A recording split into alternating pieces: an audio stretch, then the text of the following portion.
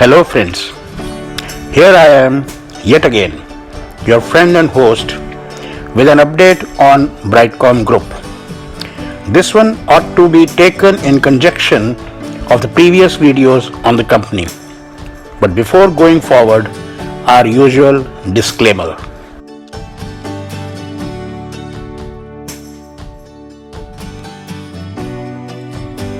On 7th May, our dear Brightcom Group has posted yet another update on the exchanges. This time, the highlight is US dollar based financial overview of the company. Yes, our obvious question is why US dollar based numbers? And probably the answer is they want to convince the markets that the actual earnings are in dollars and overseas, as pointed in our earlier videos.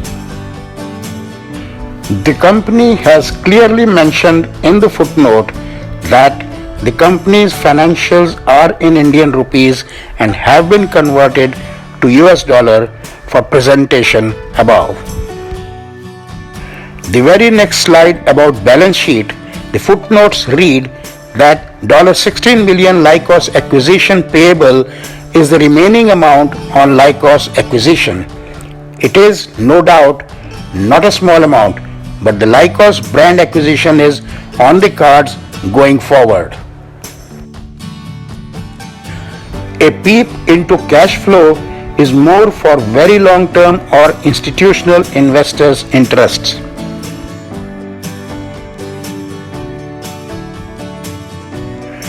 The revenue growth analysis carries an interesting chart of revenue bridge between 2018 and 2019, showing a major revenue loss due to Lycos, pending a final acquisition payment in the words of the company.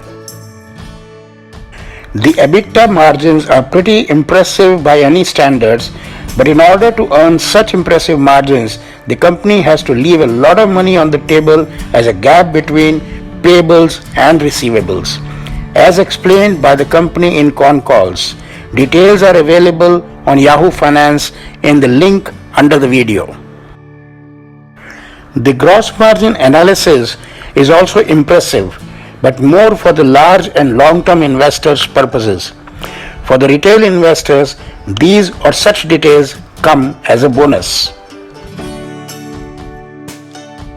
The next slide is also for the analysts and accountants.